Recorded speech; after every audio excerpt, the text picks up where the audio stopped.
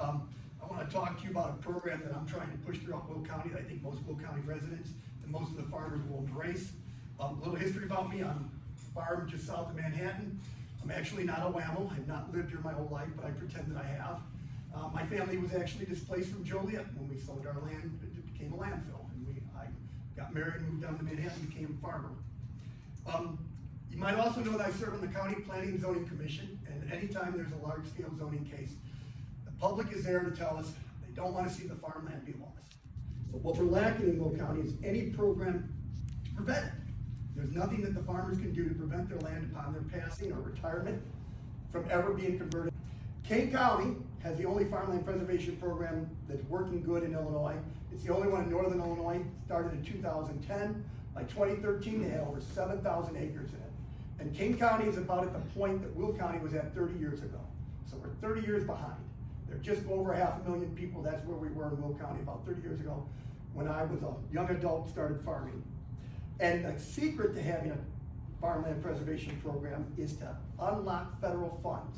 The federal government in every farm bill has provided funding for farmland protection, but the money's only available if there's a local program to regulate it to match the funds. And you know all about this in your line of work, matching funds with federal dollars or state dollars. So having a local program is the only way to receive that program, and I want to at least get one on the books to see if we get land donated. In Will County right now, we're averaging 1 to 3 farms a year that upon somebody's death, they are willing them to the forest reserve because they don't want to see it developed. So there's people out there with this mindset. Just imagine if we had a program that offered some money, or we had a program that people knew they could actually keep the land in their family, yet still know that upon their passing, for perpetuity, it would be protected. And there's no program like that in Will County that would give it. And I know for a fact that if you put land in the forest reserve, it's now off the tax rolls. A farm and farmland protection like in King County can be sold, can be bought, stays with the family if you want, and it pays taxes, unlike government land. And Jim Robbins saw the list of the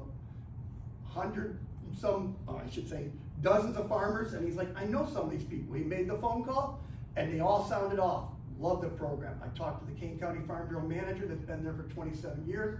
He said it's worked great. He even knows of land that is sold and then been bought by other farmers. And the trick there to having in farmland protection, you know you can't get outbid because it can only be used in the future for farmland.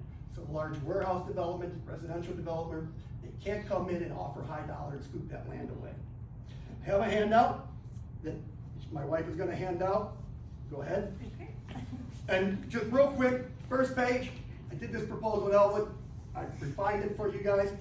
It tells you what we want to do and why. It has 3 samples underneath, things that you can email your county. This is the year that the county is redoing their land resource management plan.